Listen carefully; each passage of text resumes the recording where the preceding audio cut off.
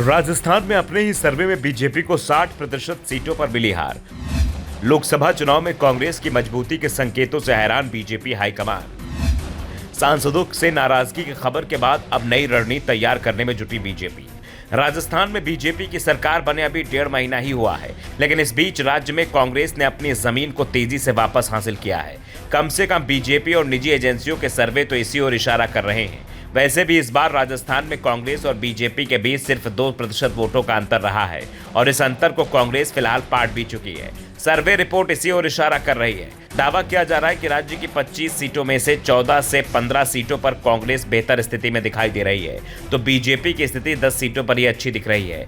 इन खबरों ने BJP high command की चिंता को बढ़ा दिया है और अब दावा किया जा रहा है कि पार्टी अब बड़े बदलाव की तैयारी में है। 2019 के लोकसभा चुनाव में बीजेपी को राज्य की 25 में से 24 सीटों पर जीत मिली थी, तो एक सीट से बीजेपी की सहयोगी पार्टी आरएलपी को जीत मिली थी। हनुमान बेनीवाल सांसद चुने गए थे, लेकिन अब कहा जा रहा है कि बीजेपी के 14 से 15 सांसदों के टिकट इस बार कटना तय माना जा रहे हैं। वैसे इनमें से 6 नाम तो उन लोगों के हैं जिन्हें पार्टी ने विधानसभा का चुनाव लड़ाया था।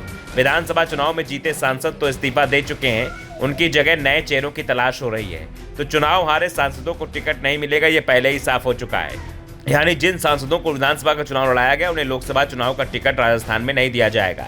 बीजेपी ने झुंझुनू से नरेंद्र खीचड़, अजमेर से भागीरथ चौधरी, जयपुर ग्रामीण से राज्यवर्धन सिंह राठौर, राजसमंद से दिया कुमारी, अलवर से बाबा बालकनाथ और जालोर सिरोही से देवजी पटेल को टिकट दिया था। इनमें दिया कुमारी, बालकनाथ, राठौर चुनाव जीते थे, लेकिन खीचड़ बंडावा से, पटेल सांचौर और भागीरथ चौधरी किशनगढ़ से चुनाव हार गए थे। फिलहाल जो संकेत मिल रहे हैं, अब इनमें से किसी को लोकसभा का टिकट नहीं मिलेगा। जिन सांसदों पर फिर से दांव लगाने की तैयारी में हैं, उसमें कोटा बूंदी से ओम बिरला, चित्तौड़गढ़ से प्रदेशाध्यक्ष सीपी जोशी, बीकानेर से अर्जुन राम मेघवाल, जोधपुर से गजेंद्र सिंह शेखावत, जैसलमेर बाड़मेर से कैलाश चौधरी, बारां झालावाड़ से दुष्यंत सिंह का नाम तय माना जा रहा है। इनमें शेखावत और जोशी लगातार 2 बार से, दुष्यंत लगातार 4 बार से सांसद हैं। बिरला लगातार दूसरी बार सांसद और 3 बार लगातार विधायक भी रहे हैं। वे वर्तमान में लोकसभा अध्यक्ष हैं। पार्टी के सर्वे में जिन सीटों पर उनकी हार मानी जा रही उसमें बांसवाड़ा, दौसा, नागौर, सीकर, चुरू और जयपुर ग्रामीण सीट शामिल हैं। ये वो लोकसभा सीटें हैं जिनके तहत आने वाली विधानसभा सीटों पर कांग्रेस ने हारने के बावजूद बेहतर प्रदर्शन किया है। इन सभी लोकसभा सीटों के तहत 8 विधानसभा क्षेत्र हैं, जिनमें से 4 या 5 पर कांग्रेस काबिज है। आदिवासी बाहुल्य बांसवाड़ा, डूंगरपुर में कांग्रेस के अलावा भारतीय आदिवासी पार्टी भी मजबूत स्थिति में है। नागौर में कांग्रेस के अलावा निर्दलीय और रालोपा मजबूत स्थिति में है।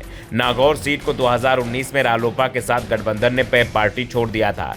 फिलहाल जो संकेत मिल रहे हैं उससे साफ है कि बीजेपी ने 2014 और 2019 में जिस आसानी के साथ राजस्थान की सभी 25 सीटों पर जीत हासिल करने में कामयाबी हासिल की थी, वो इस बार होता नहीं दिखाई दे रहा है। इस बार बीजेपी के लिए राजस्थान में मुकाबला बेहद मुश्किल दिख रहा है और इसी के चलते पार्टी अपने अधिकांश सांसदों के टिकट काटने की तैयारी कर रही है।